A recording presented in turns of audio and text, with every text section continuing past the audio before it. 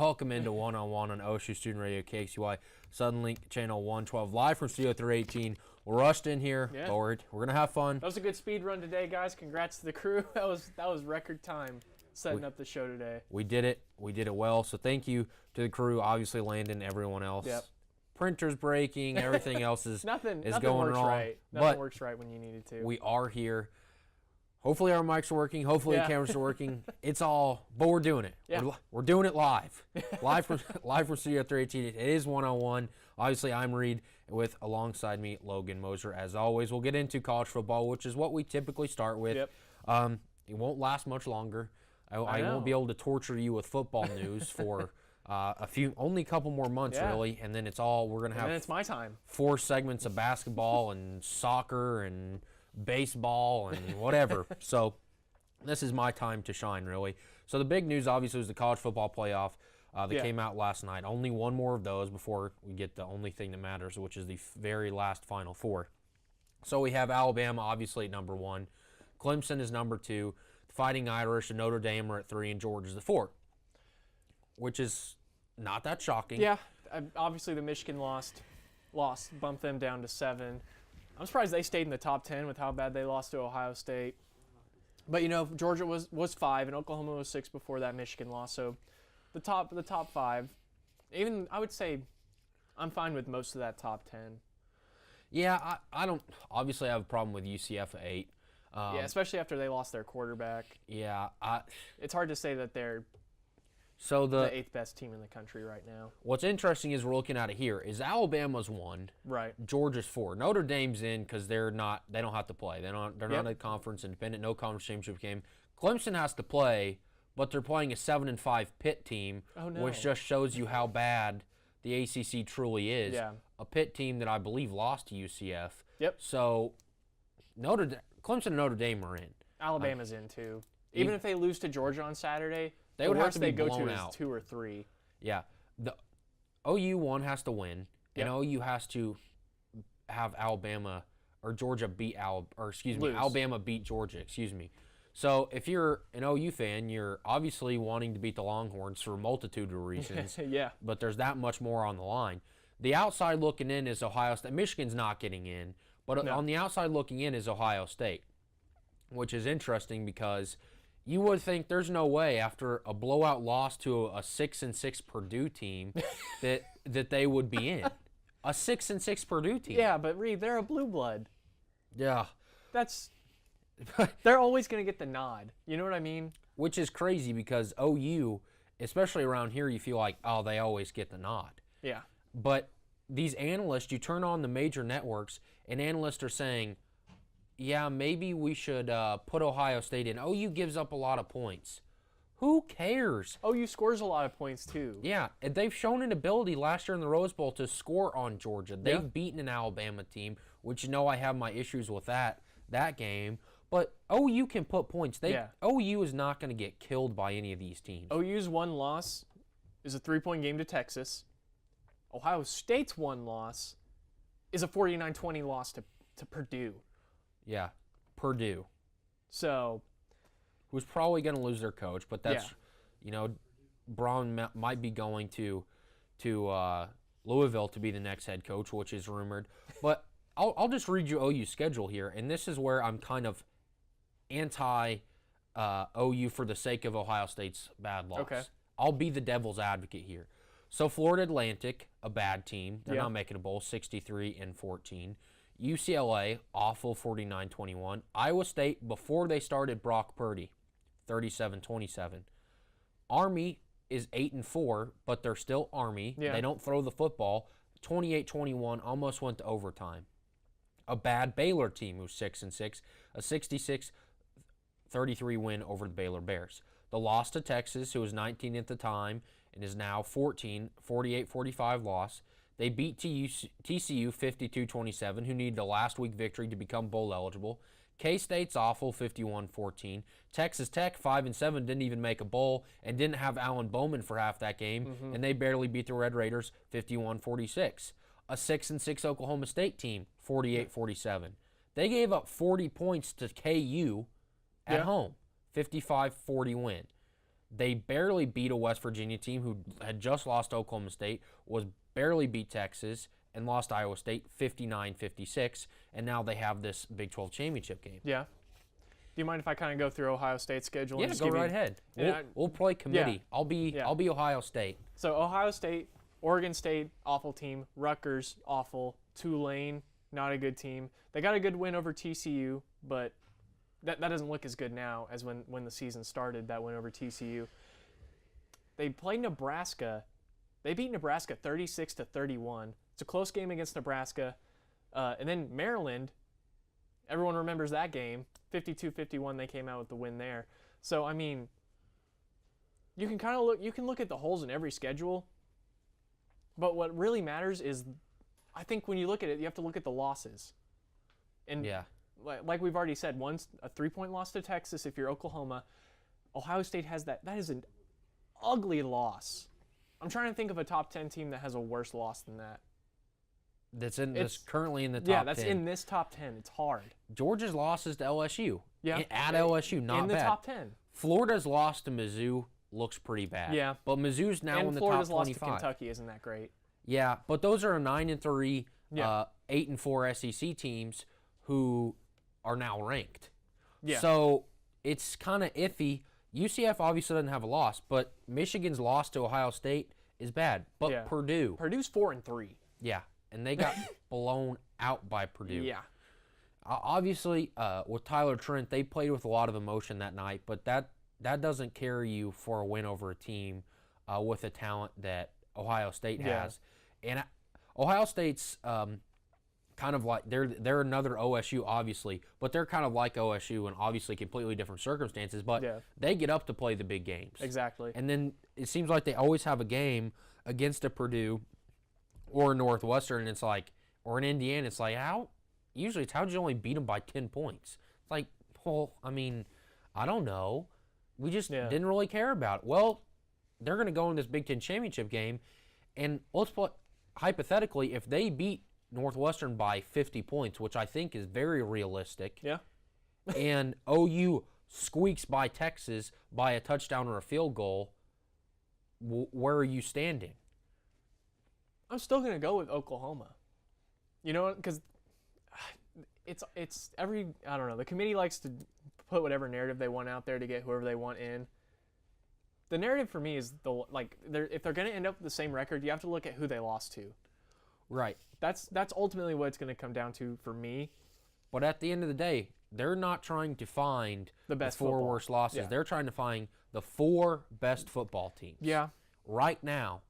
And could you say, although they just had, and I'm not in disagreement with you. Yeah. I'm just trying to go through what maybe they will go through. Yeah. Because I do think that this committee is pro-Ohio State. Yeah. Which is weird because I find myself defending the Sooners. But if it is weird. But I do think Kyler Murray and that offense deserve to put that defense out in the college football playoff. Show me how bad it truly is. Because if they get in a game with Alabama, Alabama always struggles with running teams, but Alabama will score faster than OU will. But it would be a game at least for 3 quarters. Yeah, I would love to see Tua against that defense. But you're right. And does it make that much of a difference if they play Ohio State? If Alabama plays Ohio State, is there any bigger chance that they lose? To me, no. I think there's a bigger chance for Alabama to lose to OU than there is Ohio State. I agree. So, I mean, the most complete team is Ohio State, but I think OU's still the better team just because of how far and away better their offense is. And their defense is, I don't know if it's historically bad, but it's really, really bad, to say the least. So, if you want to do the best football team thing, you probably have to go with Ohio State just because they're that more complete. They play better on both sides of the ball. But I would rather see Alabama, Oklahoma. As weird as that is to say, I would love to see them in because you'd love it if you saw the Sooners get beat by however many points by Alabama. Yeah, I almost broke down in tears when Georgia blocked a field goal last year in the Rose Bowl. Yeah. Thank you. Yeah. Thank you, Georgia. Yeah, I mean... And honestly, it's good for the Big 12 if we can get a team in the playoff. Well, yeah, if they get in the playoff, the That's Cowboys some good get a little richer. Yeah. So, all Big 12 teams should be hoping Oklahoma beats Texas, because there's no way Texas gets in. No. I So- mean, Texas could beat OU by 70 points Saturday, and you're going to be like, well, you lost to Maryland. Yeah. So, and And you lost, us. and a 6-6 Oklahoma State team. You Yeah. lost to a 5-7 and West Virginia. and a 6-6 and a West Virginia team who goes down their leg in the biggest moments, and you made it worse. Yeah. So if you're the Big 12, you want Oklahoma to win this. You want them to win on Saturday, and you want them to go to the playoff. But at the same time, the Big Ten's thinking the same thing. 'Cause, you know, Northwestern isn't getting in. Michigan shot themselves in the foot last week. Well, with that's any one way chance. to put it. Yeah. That's the That's a TV nice way to put it. Yeah. Yeah, I listen. It depends on what's going to happen Saturday. I don't expect the Sooners to lose, but it also depends on what happens in Atlanta. Because I think you're right. If Alabama loses in a close game, they're still going to say Alabama's one of the best 4 teams in the country, and Alabama's probably in, unless they get blown out. But we'll talk about that. Obviously, Friday's show will dive into all these conference championship games. But some news about what will happen in Arlington on Saturday when the Longhorns and Sooners meet for a Big 12 title. You know, the Red River rivalry rematch. Yep. Kind of a mouthful right there. But if you're looking at what happened in that Texas-West Virginia game, and people call this generation snowflakes, offended by everything, well, that became a topic of concern. Sam Ellinger said, tweeted, "I will never forget. Tom Herman wants a touchdown called back because Will Greer did it." It's a so offensive, it hurts their feelings. Now you will, Lincoln Riley talked to the Big 12. If this takes place from an OU player on the field at all Saturday, 15 yards. That's ridiculous. That's so ridiculous. I mean, if OU had a sign, Texas would be doing it all the time. It's an easy, fun way to poke fun at another team. Listen, taunting is bad. I don't like when people taunt and do all this stuff and act ridiculous. But like, if you sack Sam Ellinger, do that. I don't have a problem with it. It's not necessarily taunting. You're taunting half the state of Texas. Yeah. It's just ridiculous. Did you see that, this is kind of a side note, some Texas lawmaker put in a law to where Texas and Texas A&M have to play? I'm not at all surprised that they're trying to force that rivalry back. Texas lawmakers actually trying to force a football game into law. Yeah. Shocker. Yeah. That would be a fun game to see again, though. But Texas is the reason A&M left in the first place. So that doesn't at all shock me. Mackenzie Milton, the quarterback of UCF, had that gruesome right knee injury after playing South Florida on Saturday. They have restored blood flow to his knee. That's good. And so, seriously, that's all that was done. They stabilized his leg, and I'm not a doctor, but I can tell you he's got a long journey back. He's going to have, they said in the article, 3 or 4 surgeries and major reconstructive surgeries to rebuild that knee. But, getting blood flow was a major concern, because then you start talking amputation and all this stuff, which is just terrible. But luckily enough for him, thankfully, that he will be it's good to hear that keep his leg. Yeah, he's keeping his leg. He obviously will never play football again, but no, you're glad to hear that he's okay. But I wonder, what does it mean for like that whole team going forward? Because they have a chance to go undefeated again. Well, we talked about with the Purdue emotional win.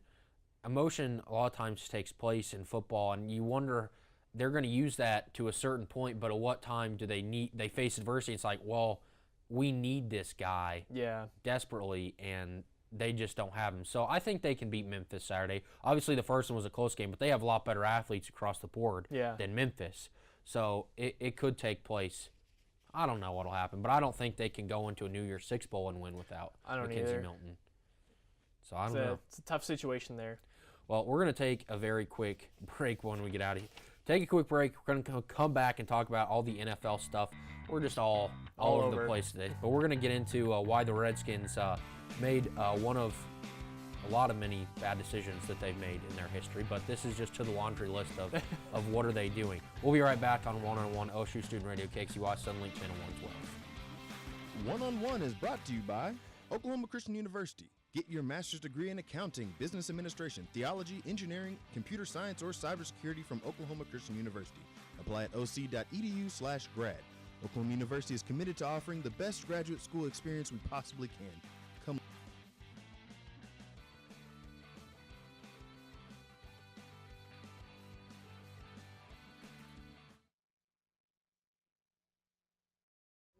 Where your options are endless. Where you can uncover your passions and achieve your goals. Express your creativity by exploring a career in the visual and performing arts. Investigate new discoveries to make the world a better place with a career in science. Advance knowledge, communicate progress, and contribute to a healthier planet with a career rooted in the social sciences. Discover your career by looking at the world from different perspectives through the humanities. Realize a better tomorrow through problem solving and mining data that can change lives.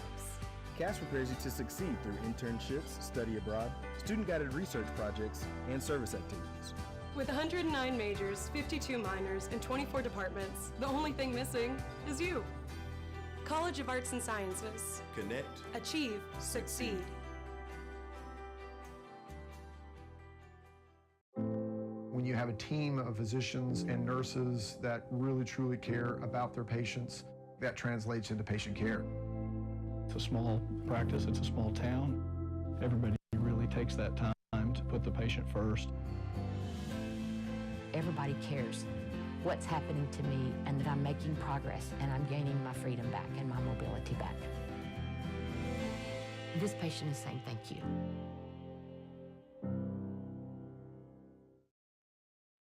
This spring, I invite you to shop in downtown Stillwater. Downtown Stillwater is home to locally owned shops, boutiques, eateries, and dependable professionals that you can trust. Find the perfect gift for your graduate, have a delicious meal with mom, or just stop in to enjoy great spring savings.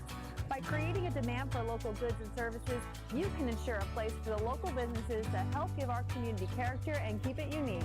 On behalf of Downtown Stillwater, thank you for shopping local.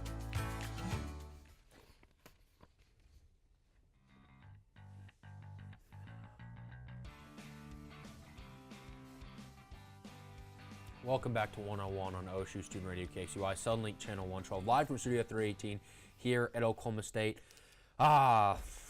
Where do we start with this? I know Barrett's in there in the audio booth probably thinking, why am I a Redskins fan? And if it took this for him to think that. Well, I mean, if he made it through the Albert Haynesworth contract, so that was great. Dan Snyder's just the worst. He's making it through Colt McCoy. So, and he made it through RG3. We could go on about this all day. But at the end of the day, Poor Barrett. he got a Stanley Cup. He's fine. His Wizards, his Redskins. Oh man, the Redskins and the Wizards. We could do a whole show. Like we're talking about cable TV, Jerry Springer type stuff with the Wizards. Yeah. I mean, it goes locker room fights. Dwight Howard is Dwight Howard. I mean, Gilbert Arenas now seems like. Yeah, that's some good times.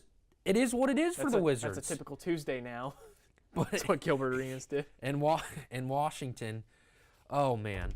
Alex Ovechkin drinking alcohol out of the Stanley Cup. It's the best thing that's ever happened to that city. In downtown D.C., like in front of the White House, is just commonplace with Washington, D.C. sports. Yeah. Bryce Harper's out of town. It's not that bad around here. Nope. It's not that bad. When you put it in perspective, it's not that bad.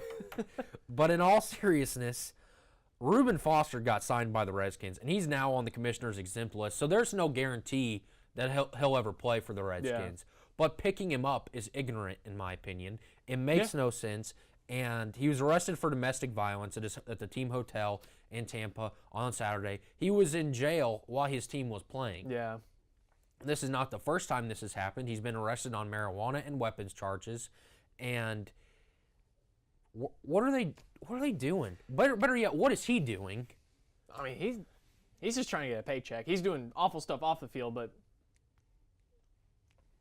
I don't know. He's had red flags since he was going into the draft. Obviously, the first domestic violence issue he had, and then, like you said, the weapons charges. And I think, did he have a diluted drug test? Yes, when he was at the NFL draft in Indy, he had the diluted drug test. When they told him about it, he then got into an altercation with the hospital worker. Yeah. He does not seem like a very high character person.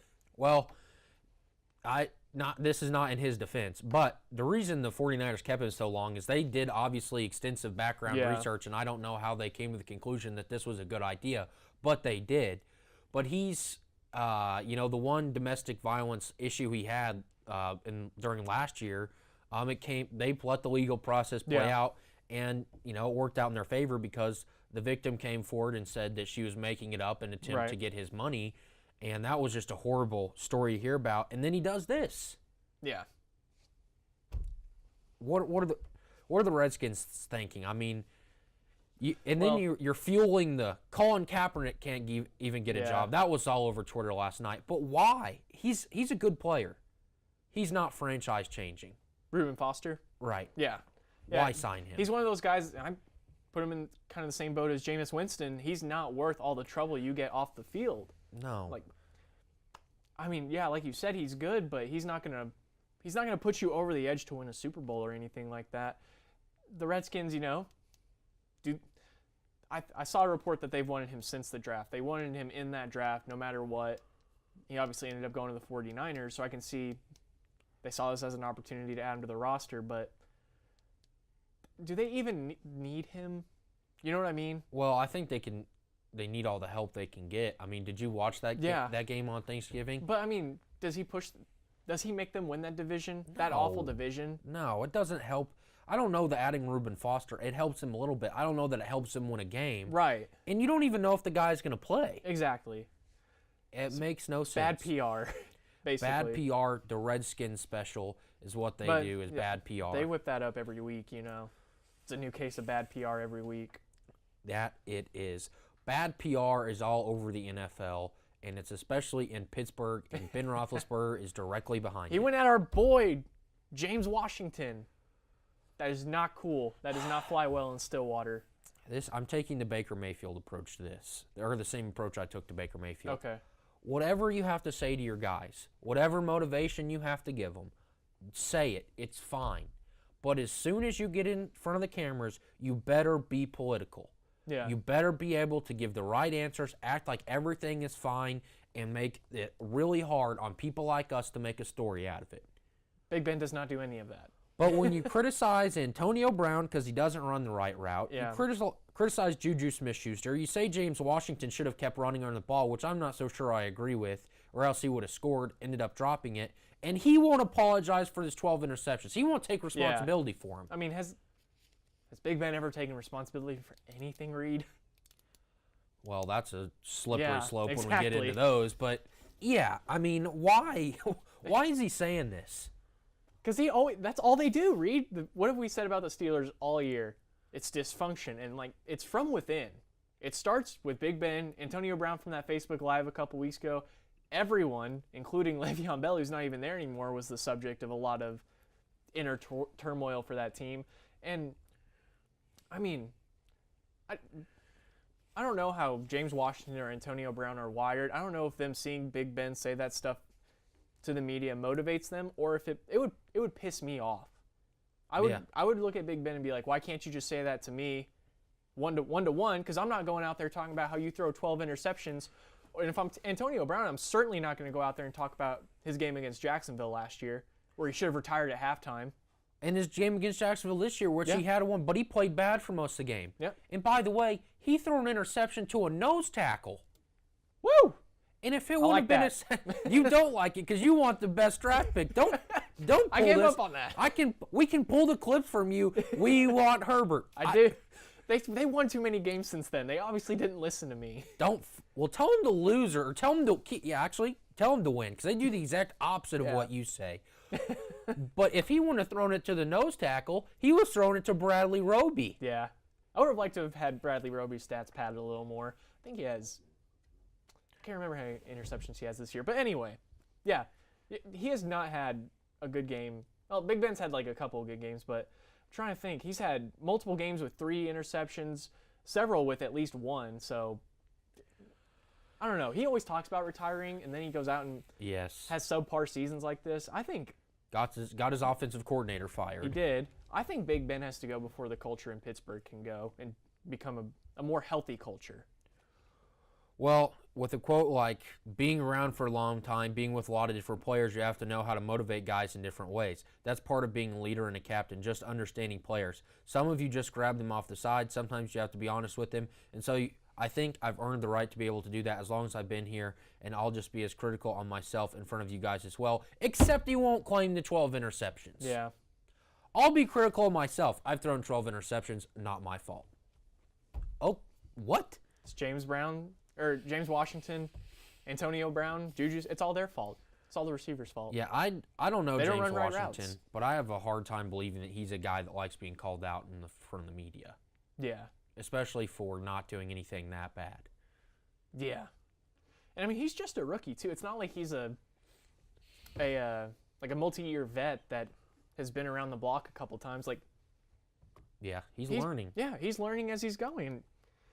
He obviously hasn't had a ton of playing time or a ton of chance to prove himself, so I think he was just trying to maybe make a highlight play on that one, and it just went the wrong way for him. But like you said, I bet he did not particularly enjoy his teammate going out there and throwing him under the bus like that, because that didn't happen at Oklahoma State. No, and a guy that lost them the game by throwing a bad interception. So It was a great interception. well, it's the Chargers and Steelers, a big game Sunday night. Yep. We'll talk about a lot of that on Friday. So my next question to you is, staying in the AFC North, is Lamar Jackson a real threat to be a superstar? To be a superstar, I don't know, but I think he's definitely a threat to Joe Flacco right now. Joe Flacco's elite. No, he did win a Super Bowl, Reed. You are Yeah. not wrong. He's 2-0 as a starter, like that graphic just said. I mean, he is not an elite passer by any means, but No. the dude can run. The dude, I think he kind of energizes everyone too. Like, you can see, I don't know, I don't watch a lot of Ravens games. Spoiler I don't alert. think many people do. Yeah, but I don't think guys were celebrating with Joe Flacco like that. I don't think people were as excited when Joe Flacco was under center as Lamar Jackson. I think he just kind of gave them a new spark, because for the longest time, ever since that Super Bowl, Joe Flacco, the joke has been that he is elite. Yeah, he's not. Well, here's the Joe Flacco's, obviously struggling with the hip. He does not near as mobile as Lamar Jackson. Not many people are. But if they get down, let's be clear about something. Lamar Jackson has beaten the Raiders and the Bengals. Right. So Those let's are still pump the professional brakes. football teams. He's Barely. Well, you're pretty lax with that word professional. 60% completion percentage. He's thrown for 415 yards, 2 touchdowns and 3 interceptions, and he's ran 37 times. Yeah. He's more than any other rookie in their first 2 games. Here's the problem. If they get down in a game and they need him to throw, It can't happen. they're toast. Yeah.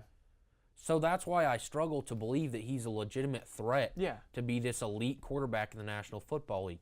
He is what he is. It'll be Robert Griffin. He needs to learn that he's not going to be able to run 37 times. Yeah, do you think he could kind of have – I hate to even compare him to Cam Newton, because he doesn't have the size of Cam, and I don't think he's ever going to be as good a passer. But do you think he can kind of become competent enough in the passing game to kind of find his footing? Or do you think he's just going to rely on the run too much? I don't think he has.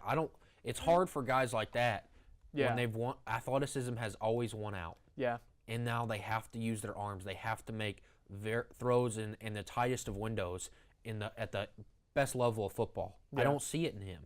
I don't see it, and I don't think a lot of people in the draft did. Yeah. That's why so many people were fine with just, I do like – they kind of limited his throws. He's only thrown 19 attempts in his first game, 25 in the next. 25 is a little high for him, obviously. But I think if Baltimore can get some kind of running back in this draft, maybe pick up someone, just establish some kind of running game to where he doesn't have to move it all the time, I think he can be successful. Well, we'll certainly see. They got a game coming up. I believe they play the Broncos here soon, or they've already played the Broncos. Yeah, they played the Broncos already. So yeah, they play in Kansas City here in a couple weeks, so we will be talking about them plenty more. We're going to take a very quick break here on One OSU Student Radio KXCY, Sunlink Channel 112. We'll be right back to talk about NBA. One-on-One is brought to you by Oklahoma Air National Guard. Contact Oklahoma Air National Guard at 800-GO-TO-ANG or visit their website at goang.com/OK for more information about how to get 100% college tuition. And Unitarian Universalist Church. If you're looking for a church home, visit Unitarian Universalist Church of Stillwater, located at 320 South Stallard Street. They offer an alternative spiritual path and welcome all races, religions, and beliefs. They're also LGBTQ friendly. Services every Sunday at 10:30. We'll be right back.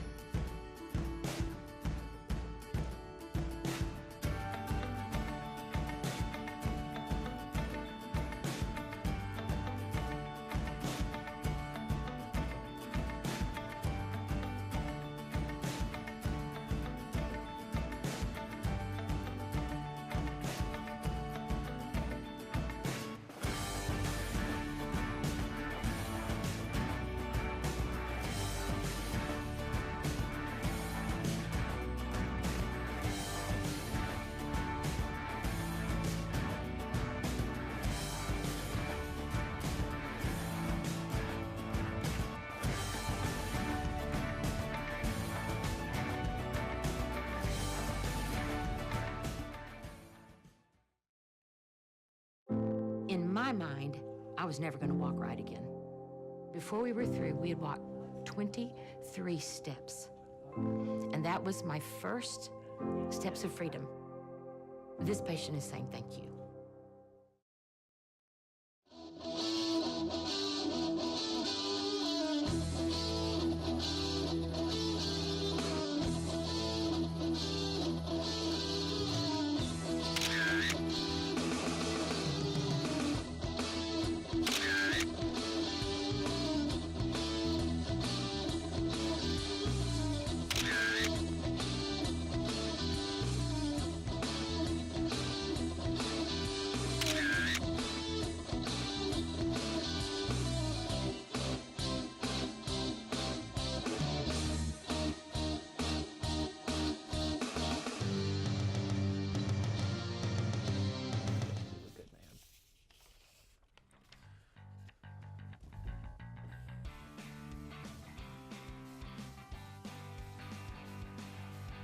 Welcome back to 101 on OSU Student Radio KCY Suddenlink Channel 112, live from Studio 318. Man. The only highlights I saw right there were Frank the Tank Kaminsky off the bench. Yeah.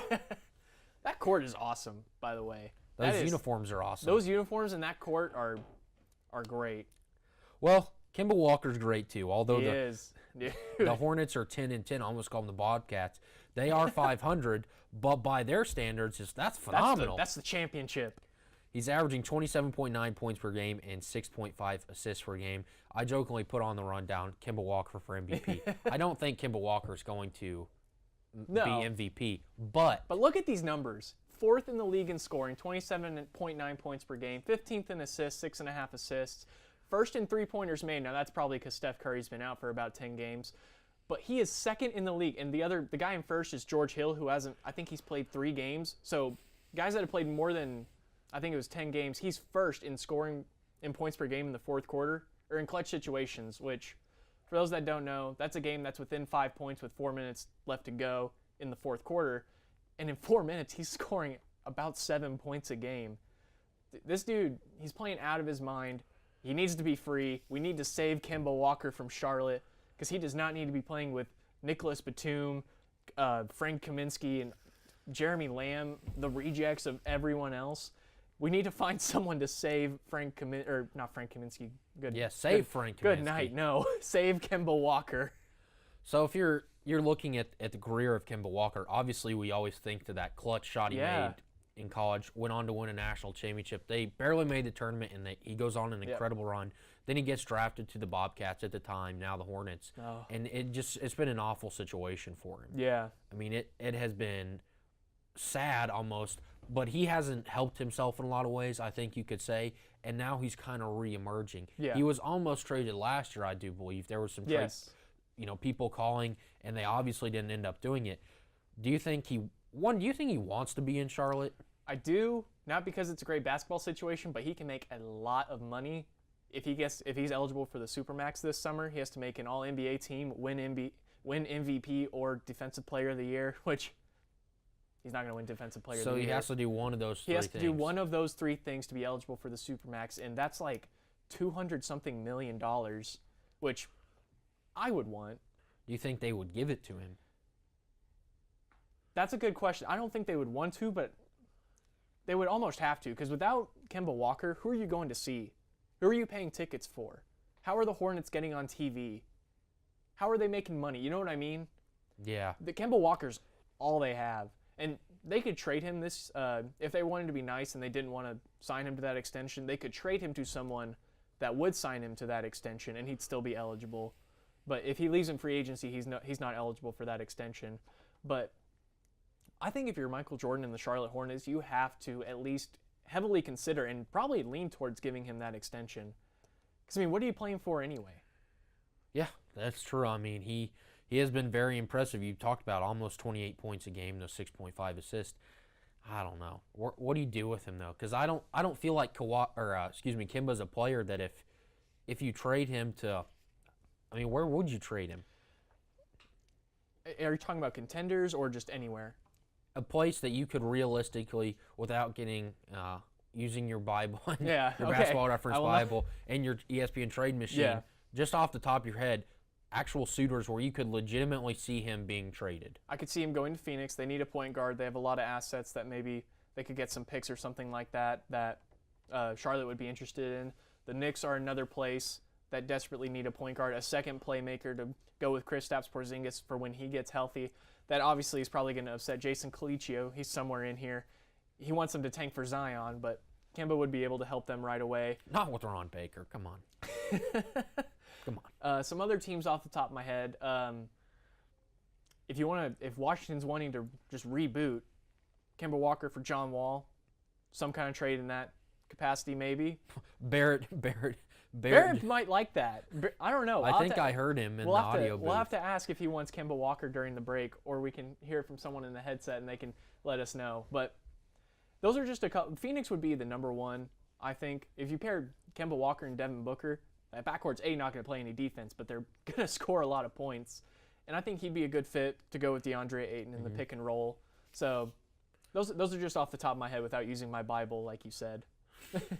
Yeah, I had to restrict you. Yeah, he is having a phenomenal season. Obviously, there's a lot of basketball left, and a lot of things could happen very quickly. So we're move to the West, and the Denver Nuggets destroyed the Lakers last night. They destroyed the Lakers. Yeah.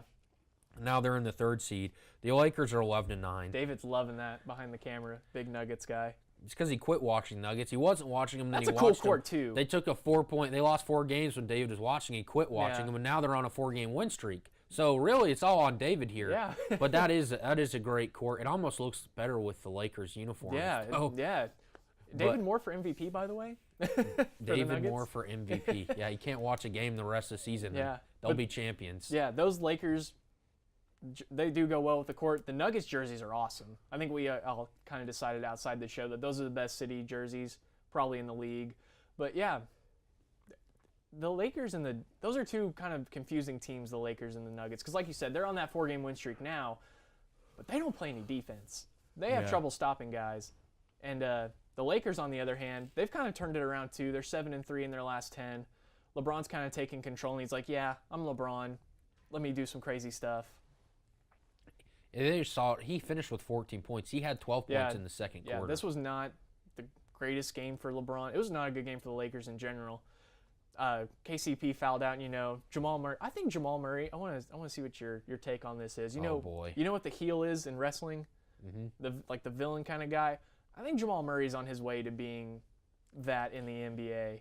Yeah. I think he has the chance, obviously not a direct comparison in terms of success and talent, but Conor McGregor, I think Jamal Murray could kind of be like that trash-talking loudmouth guy. Obviously not as good as a basketball player as Conor McGregor is a fighter, but... No, we're in 2018 now. This isn't 2015 Conor McGregor, so... That's true. But yeah, Jamal Murray, he's one of those guys... He gets under guys' skin. Yeah, very quickly. You looked at the spat he had with Kyrie, which I don't know that he was...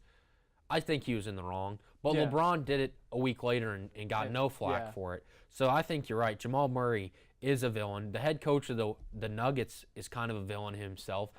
Yeah, Malone, he said, Warriors fans, Celtics fans, Lakers fans, you can come in here, but take the L on your way out. And I will say, the Pepsi Center is, oddly, for how much attention the Nuggets have gotten the past couple of years, it's kind of a hard place to play. I was lucky enough to go there over last Christmas break, and I watched the Jazz play there. And the energy in there is really good. The fans of Denver are oddly very supportive of the Nuggets, even though you only ever hear about the Broncos coming out of Denver. That's true. But, yeah, Denver's actually kind of a sneaky hard place to play, I think. Well, they're 14-7. And I think they're good. I think they're going to make the playoffs. As crazy as this West is, they're going to make the playoffs. Well, they were 1 game away last year. Yeah, they lost to the Timberwolves. Ouch. That was a good game. I remember that. It was the last game of the regular season. David probably doesn't like it, but it was, It's because he watched it. He did. And did you watch that, David? He did. He's shaking his head. I'm telling you, that's why they lost. So where do you see these Nuggets finishing? 14-7 now in a very, very competitive West now. Yeah. Where do you see them finishing up? I see them, I want to say I see them around the 5, somewhere between 4, 5, and 6. That's where this Nuggets team will end up, because I said they were bad at defense, but defense isn't the key to success in the regular season like it is in the playoffs. They can outscore a lot of guys. They can't outscore Golden State. They probably can't outscore OKC on the right night. They can't outscore Houston on most nights. They probably can't outscore Portland, but other than that, they could probably hang with most of the other teams as far as scoring in the West. So I think they're going to be one of the top 4 or 5 teams come the end of the year. So now we're looking at the West here. Obviously, the Clippers aren't going to finish number 1 in the West. I hope not. They're not. I'll tell you now, they're not. They're 13-6 now. Yeah. Golden State's number 2 after It's all. so weird that Golden State has the most wins, but just because they've played the most, they're not first. Yeah, and they've had the most turmoil, I think you could say, of anyone. For sure. But talent wins out because KD's dropping 50 a night now. Yeah. I mean, how fortunate is it, though, that Golden State, as competitive as the West is, as much turmoil, like we've said, has been there, they're second. They're second. We've all been talking about how they've had the worst stretch of this run, and they're in second. Yeah. That's crazy. That just goes to show you talent wins, baby. Yeah. And Kevin Durant is talented. On a roll. Yes. He dropped 49 last night.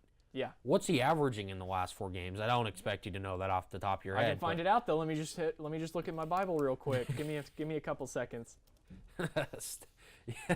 Oh. You ask and you shall receive, Reed. I know I can always get the right answer from you. So yeah, I mean, you're looking at the Clippers, Warriors, Nuggets, Thunder, Grizzlies. Grizzlies 12-8 are a bit of a surprise here. Yeah. The Lakers 11-9, Trailblazers 7-12-8. Then the Lakers. The Kings are 10-10. The Kings, they've kind of slipped. Yeah. They're going back to Sacramento. They're building though. This is a positive year for Sacramento, even though they will not sniff the playoffs. It's going to be good for them. I have KD's averages, by the way, if you're ready. All right. Over the past 4 games, Kevin Durant is averaging 38 points per game, 10.5 rebounds per game, 6.5 assists per game, 1 steal, 2.5 blocks, all on 52% shooting. Yeah. How can you stop this guy? 95% from the line, 32% from 3. 32% from 3. And that's because he's in a huge slump. And he's just dropping buckets everywhere. Yeah. So give me your top 4 where you realistically after 82, or who's your top 4 in the end? Golden State. This is not in any particular order. Oklahoma City, Portland. They're playing really well right now, and then I probably have to say Denver. Those are probably the top 4 teams, and Houston's still struggling. They're still below 500, so I can't put them there yet. I think they'll get close to back to where they were. Well, but they still haven't figured out all of their woes from the beginning of the season. The Utah Jazz. That's got to be. Riddle me that, Logan. You can't find that in there. I cannot. That is no stat in my Bible that I can find. They're the same team as last year, Reed. Except Grayson Allen. Yeah, they added Grayson Allen. I don't know if that makes that much of a difference. He should be worth 40 wins, Logan. He should be. He's costing them about 40 maybe by the end of the year. But it's so weird because they're the same team, same coach, same star in Donovan Mitchell, and obviously relying on a sophomore guard is hard to do in the NBA, asking him to put on the bulk of the scoring for your team every night. Because you look at the roster, it's not a lot of scorers on that whole roster, so it's weird. That is something that I don't know if anyone could explain except for maybe guys on the team.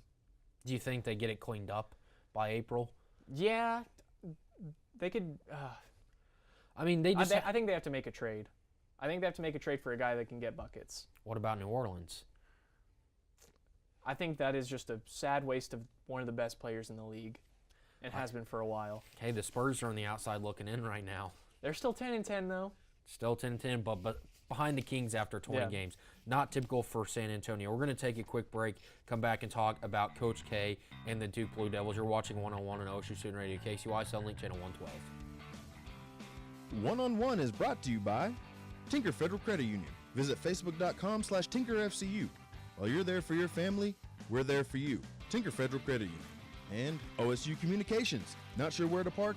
OSU Communications has got you covered with parking tips and bus schedule information. We'll be right back. Determining your future by selecting a major can be difficult. It's okay to be undecided. Connect with the College of Arts and Sciences, where your options are endless. Where you can uncover your passions and achieve your goals. Express your creativity by exploring a career in the visual and performing arts. Investigate new discoveries to make the world a better place with a career in science. Advance knowledge, communicate progress, and contribute to a healthier planet with a career rooted in the social sciences. Discover your career by looking at the world from different perspectives through the humanities. Realize a better tomorrow through problem solving and mining data that can change lives. CAST prepares you to succeed through internships, study abroad, student-guided research projects, and service activities. With 109 majors, 52 minors, and 24 departments, the only thing missing is you. College of Arts and Sciences. Connect. Achieve. Succeed.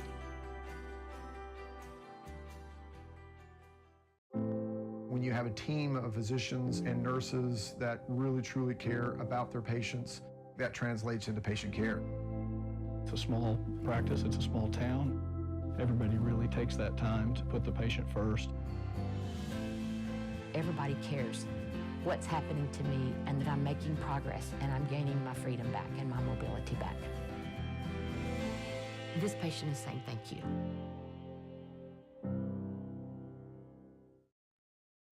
This spring, I invite you to shop in downtown Stillwater. Downtown Stillwater is home to locally owned shops, boutiques, eateries, and dependable professionals that you can trust. Find the perfect gift for your graduate, have a delicious meal with mom, or just stop in to enjoy great spring savings. By creating a demand for local goods and services, you can ensure a place for the local businesses that help give our community character and keep it unique. On behalf of Downtown Stillwater, thank you for shopping local.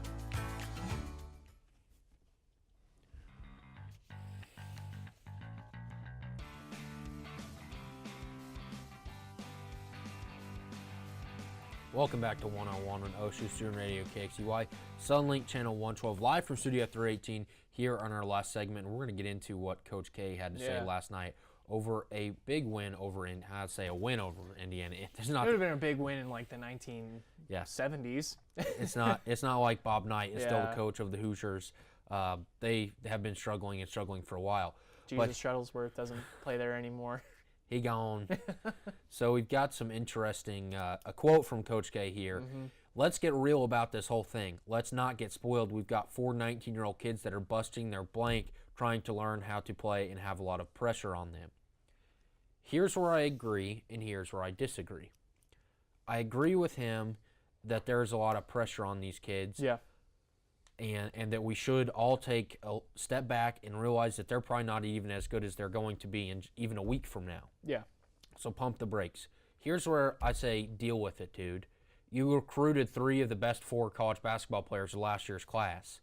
You set that standard for them. We're living in today's age. You think drafting Zion Williamson, who has more Instagram followers than probably the Duke basketball account? Deal with it. You put that pressure on them. Yeah. It's already there. There was pressure the second they signed that dotted line. Deal with it. I agree, but I think obviously he means it, but I think this is what he has to do as the coach of the team is protect his players. You know what I mean? Mm-hmm. He can preach. I think they know there's pressure on them no matter what. And I'm sure he tells them, like, hey, people are looking at you saying this and that and the other, but he also has to go out and be like, let's put this in perspective. They are all 19-year-old kids. Like you said, this team, they're all going to be better by March, They're only going to get better as the year goes on. And they're going to figure out how to play with each other. That's the biggest thing. They're 3 of the most, like you said, the top 3 recruits from that class last year. They were all the alpha on their own team. They were all the best player they had ever, everyone they'd ever played with have been like, that guy is the best player I've ever played with. Zion is the best I've ever played with. RJ Barrett's the best I've ever played with. Cam Reddish is the best I've ever played with. Now 2 of those guys are not the best player. And it's probably RJ Barrett and Cam Reddish are not the best player anymore. You know what I mean? Yeah. And that's something that they'll have to figure out. They'll have to figure out how to feed off of each other as the year goes on. So I like that he came to the defense of these guys. Because, they've only lost 1 game. It's not like they got knocked out in the first round of the tournament, which this is the kind of Coach K team that would happen to. Can't wait for Pepperdine to beat Duke and Rhode Island's going to go out there and just destroy them. But Mercer. Yeah. Yeah. Some at-large bid is going to come in. It's happened before. It has. It can happen again. He said he went on later kind of talk about what happened in that Gonzaga loss. He said, and Duke fans just cut it out. These kids aren't perfect. R.J. Barrett wasn't playing hero's ball. He was playing winner's ball. I'll go to war with my guys. He had the heart to go do that. Jack White had the heart to go get the rebound. We lose, I'll lose with them. Yeah. And it's not like they lost to a bunch of scrubs in Gonzaga. You know what I mean? Yeah, yeah. Gonzaga's a really good team that has really good players. But Duke, they were talking, could they beat the Cleveland Cavaliers? And that's always ridiculous. That's like the Alabama can beat the Browns thing from a couple of years ago. No team of college athletes can go beat any team of professionals. I'll put that, like, obviously there's a chance it could happen, just like there's a chance we could get struck by lightning right now. Hopefully, that doesn't happen. Well, if Duke and Cleveland play 100 times, The Cleveland Cavs probably win like 90. win. They win like Yeah. 98 or 99 times. Yeah. Maybe even 100. Because everyone on that team was good enough to make it in the NBA. There's a lot of guys on this Duke team that are going to make the NBA, but not all of them. There's a bunch of kids sitting on the bench. That's it. They're not there because they're super athletes. They're there because they're probably kids of some... Somebody wrote a check. Yeah. And now they're wearing warm-ups for 5 months out of the year. Exactly. Outside of, the starting five, maybe the sixth guy, the seventh guy, those back-end guys could go as 4-year seniors. Duke isn't just full of NBA talent anymore. They've adopted the one-and-done culture. Yeah. So there's only about 3 or 4 guys that can make the league on this Duke roster, and everyone on the Cavs can make the Cavs roster, obviously. So that's my little rant about amateur can beat a professional team. I agree with you. If you're looking at Duke here, the one loss, they're not invincible, but they're still probably the best team in college basketball. I agree. I think if they play Gonzaga 20 times, Duke wins probably 15 or 16 times. Mm-hmm. Did you watch that game? I did. It's a great game. Okay, so let's get into that game really quick. Didn't really plan on, a game that happened a week ago. But in that Maui Invitational, Duke was down all game. Their athleticism got them back in the game, and then they had 4 straight possessions where they stopped Gonzaga defensively, and then they gave the ball to R.J. Barrett, and he went to the hoop 4 times, and it didn't pan out. Right. And there was some talk. I think you told me that maybe there were some theories that Coach K let that happen. Yeah. I don't necessarily agree with that, but and I'm not saying you were. Yeah. You were just talking. You had heard I'd about seen that. It. Yeah. So why in the world did they let R.J. Barrett go to the rim 4 times when you have Zion, who anytime he jumps, everyone gets out of his way? Yeah. It's hard. It's hard to say that. That's what I'm saying. They're figuring out how to play with each other. R.J. Barrett has been that guy for how 19 years. He's been that guy for 19 years. He's been the guy that has the last second shot. So is Zion. So is Cam Reddish probably. They're just gonna have to figure out how to work with each other. Maybe they're. The only way I could see the Coach K let this happen thing kind of pan out is it was gonna happen eventually. One of these guys was gonna think they could take over, and they just couldn't. Yeah. And I think that's what happened. R.J. Barrett 9 for 25 for the entire game. Zion Williamson 8 for 17. I saw a stat. R.J. Barrett has missed 75 shots at Duke. Zion Williamson has taken 75 shots at Duke. So there's some stuff that's got to get fixed. And I think Coach K knows that. Yeah, I was losing. I'm not a big Duke fan, but I hate watching somebody lose like that. Yeah. When it's just it seemed ridiculous to me. Yeah. It's like just give the ball to Zion and he can jump over everyone. Right. And they didn't do it for 4 straight possessions with the game on the line. It was that there was no movement in the offense. It was like they just got out of the way for R.J. Barrett to go to work. Everyone stood out on the 3-point line, out beyond the arc, and let R.J. Barrett go at him, and it did not. It didn't work. It did not work. So I still think that Cam Reddish, I think, was on the bench for most of that too. So that's something to look at. I don't think people are talking about. It was a weird final 4 minutes to say the least. But did you get a Final Four ring last night? I did not. But Sister Jean did. I know. Sister Jean for Loyola Chicago went and got her Final Four ring last night. Good for her, though. At the end of the tournament, I was kind of sick of it, the whole Loyola Chicago Sister Jean thing, but it's fun to look back at that kind of stuff. And that was a big deal for Loyola Chicago.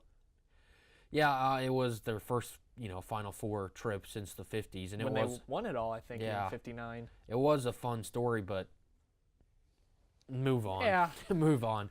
And it wasn't huge news. But Darius Garland is out for the season at Vanderbilt, the star Yes. freshman, who is probably a future lottery pick. Where Yeah. does this affect his standing in the NBA draft? He'll probably still be a lottery pick. Yeah, it's just a meniscus injury. Yeah, there's lots of guys that have that. It's easy to recover from that. Obviously, I don't think he will ever play at Vanderbilt. I think he played his last game when he suffered that meniscus injury.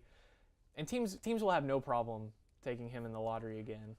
I think his it'd be different if it was ACL.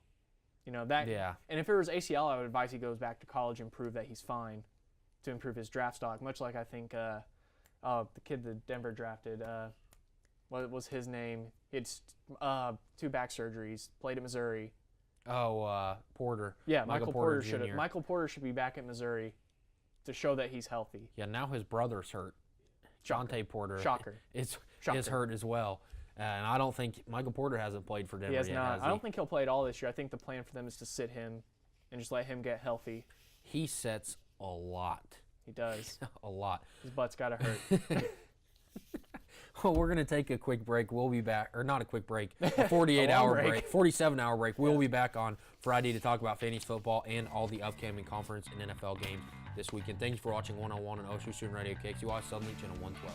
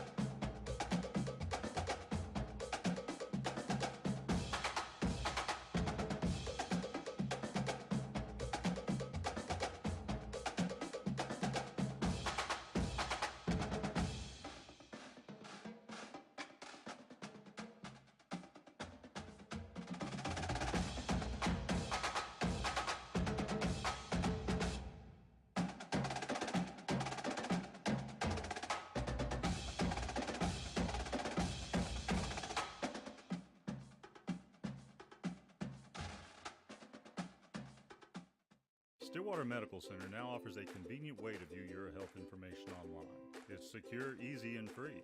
Our hospital and clinic patient portals allow you to view results and reports, medications and allergies, track visit histories, view upcoming appointment information, and see your statements. To enroll, go to stillwatermedical.com and click on the patient portal link near the top right of the page. If you have questions, please feel free to call 405-533-6010.